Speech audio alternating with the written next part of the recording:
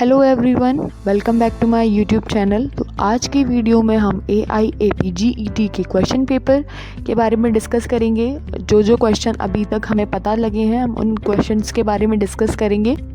तो जैसा कि इस बार का एग्ज़ाम थोड़ा डिफरेंट था, पैटर्न भी चेंज था और स्टूडेंट्स को थोड़ी प्रॉब्लम भी फेस करनी पड़ी कि क्वेश्चन जो एक्सपेक्टेड थे, मतलब जैसा पैटर्न एक्सपेक्टेड था वैसा नहीं था और एसेशन के क्वेश्चंस बहुत ज़्यादा थे। तो ओके, कोई प्रॉब्लम नहीं है, सभी के साथ यही प्रॉब्लम थी, तो इतना ज़्यादा आपको टेंशन नहीं लेना है, आपको रिलैक्स करना है। अब आपका एग्ज़ाम हो चुका है तो अब आप रिलैक्स करिए, रिज़ल्ट का वेट करिए, सब अच्छा ही होगा और आप अपना रिज़ल्ट चेक करें और रैंक देखें, क्या आपकी रैंक है उसे डिसाइड कर पाएंगे। क्वेश्चन पेपर रियल में टफ़ था या फिर पैटर्न चेंज की वजह से बच्चों ने प्रॉब्लम जो भी फेस की है उस वजह से जो रिज़ल्ट पे इफेक्ट पड़ेगा वो हम लोग एग्ज़ाम रिज़ल्ट आने के बाद देखेंगे। तो कि क्वेश्चन पेपर इस बार का था, कुछ क्वेश्चंस के बारे में हम डिस्कस कर लेते हैं जो हमें पता लगे हैं। तो एक क्वेश्चन पूछा गया है, काश्यप अनुसार 4th, 5th, 6th, 7th month में उत्पन्न दांत, मतलब जो दंतोत्पत्ति का जो क्रम बताया गया है, 4th, 5th, 6th, 7th, 8th जो भी क्रम बताया गया है, काश्यप ने जो बताया है कि अगर 4th मंथ में जो दांत की उत्पत्ति होगी तो वो वहाँ पर हमें एक मैचिंग के रूप में शायद होगा। एग्जैक्टली हम नहीं कह सकते क्योंकि हमारे पास अभी क्वेश्चन पेपर नहीं है, बट जो पूछा गया है वो उनको करेक्ट वे में लगाना है, असर्शन के रूप में पूछा गया होगा। तो जैसा कि हमने पढ़ाई है कि 4th मंथ में जो लक्षण बताए गए हैं जो दंत उत्पत्ति के, जैसे दुर्बला, भवंत्यक्ष, बहुलाक्ष, ये जो बताए हैं। 5th में शादनाश, प्रहषण, शाम बहुलाश। 6th में बताए हैं प्रतोप, मलग्राही, विवडम, गुणदंताश। 7th में बोला है द्विपटा, स्फोटनश, राजीमंत, खंडाक्ष, रोक्षाक्ष, ऐसे जो लक्षण बताए हैं। 8th जो मंथ है उसमें सर्वगुण संपन्न बोला गया है, प्रशस्त दंत की उत्पत्ति बोली गई है, वो 8th में है। तो ये आपने बहुत इजी है, वैसे तो बहुत ही इजी है, आपने लगा लिया होगा ये आंसर और इसका आंसर करेक्ट आपने कर लिया होगा। एक क्वेश्चन पूछा गया था कि उत्तर बस्ती नेत्र की लंबाई कितनी है स्त्री में। तो ये आपने पढ़ा ही होगा कि 10 अंगुल होती है नेत्र की लंबाई उत्तर बस्ती की। तो ये तो क्वेश्चन बहुत इजी था, आपने सही लगाया होगा। एक क्वेश्चन पूछा गया था, योनि भ्रंश में कौन सा स्नेह, तो यहाँ पे चरक के अनुसार उन्होंने शायद पूछा है कि योनि भ्रंश में कौन सा स्नेह का प्रयोग किया गया है। तो इसका आंसर तो पता है, वसा स्नेह, वसा का ही प्रयोग करते हैं, स्नेह वसा होती है। उसके बाद एक क्वेश्चन पूछा गया था कि गर्भ में मांस शोणित उपचय किस मांस में। गर्भ में मांस के शोणित मतलब उपचय कौन से मंथ में होता है, तो 5th मंथ में होता है, इसका आंसर 5th मंथ है।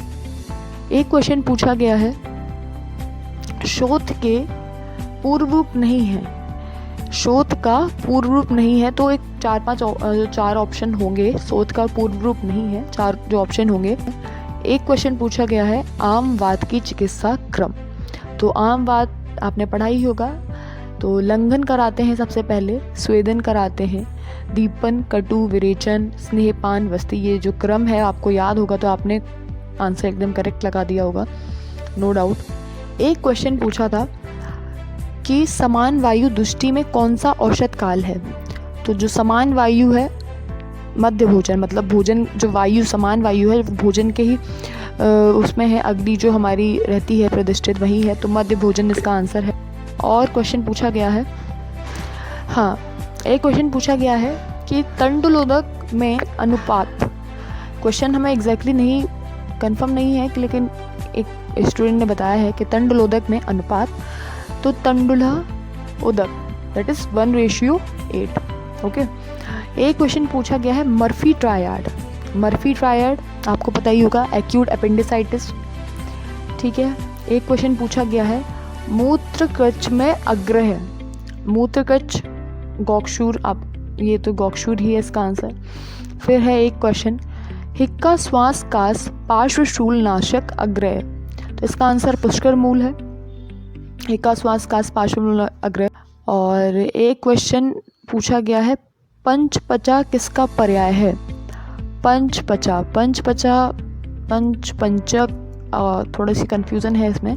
पंचपचा किसका पर्याय है? मे बी दारू हरिद्रा का है, लेकिन ये एक बार चेक करना पड़ेगा इसका आंसर क्या है। दारू हरिद्रा। और एक क्वेश्चन पूछा गया है, आवस्थिकी चिकित्सा किस में? आवस्थिकी मतलब कोई एक अवस्था के अनुसार एक कोई क्रम पूछा गया होगा ऑप्शन के अकॉर्डिंग, तो इसका आंसर उरुस्तम बताया जा रहा है, उरुस्तम होगा इसका आंसर। एक क्वेश्चन है, soft lens made from hydrophilic plastic, इसका आंसर हाइड्रोफिलिक प्लास्टिक है।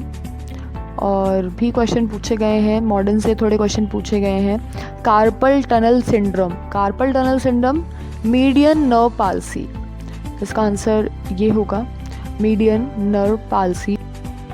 और भी क्वेश्चन है, रिसर्च के भी क्वेश्चन पूछे गए हैं। रिसर्च का सीक्वेंस पूछा गया है कि डाटा कलेक्शन होता है, फिर सैम्पलिंग होता है, लिस्ट मेकिंग होता है। जो सीक्वेंस है वो हमें यहाँ पर करेक्ट कराना था असर्शन, और उसके थ्रू पूछा गया होगा क्वेश्चन। एक क्वेश्चन है, कैरियर स्टेज नॉट अकर्स, किस में कैरियर स्टेज नहीं होती है? तो इसका आंसर टाइफाइड, मीजल और कोलेरा, इसमें कैरियर स्टेज नहीं होती है। और भी क्वेश्चन है, एक क्वेश्चन वस्ती व्यापद मिलान, एक क्वेश्चन जिसका हमें ऑप्शन नहीं अभी तक पता है। मूर्छा शरीर सदन, तो मूर्छा शरीर और सदन, ये एक क्वेश्चन है कि उन्होंने पूछा होगा ये किसके लक्षण हैं, मूर्छा शरीर और सदन, तो ये किसी का अतियोग या अयोग्य ऐसा कुछ क्वेश्चन पूछा गया होगा। तो ये स्वेदन का अतियोग है, ठीक है। मूर्छा शरीर और सदन क्या है? स्वेदन का अतियोग है। और एक क्वेश्चन पूछा गया था कि रक्त एक लोचन, तो इसका आंसर में भी छिन्न श्वास में आपको मिलेगा, रक्त एक लोचन।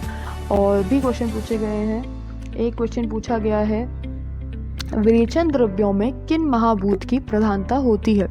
तो विरेचन द्रव्य पता ही है आपको, पृथ्वी और जल दो महाभूत होते हैं जो विरेचन द्रव्य में इनकी महानता होती है, और जो उनके जस्ट अलग होता है जो कि विरेचन है उसमें पृथ्वी और जल की प्रधानता होती है।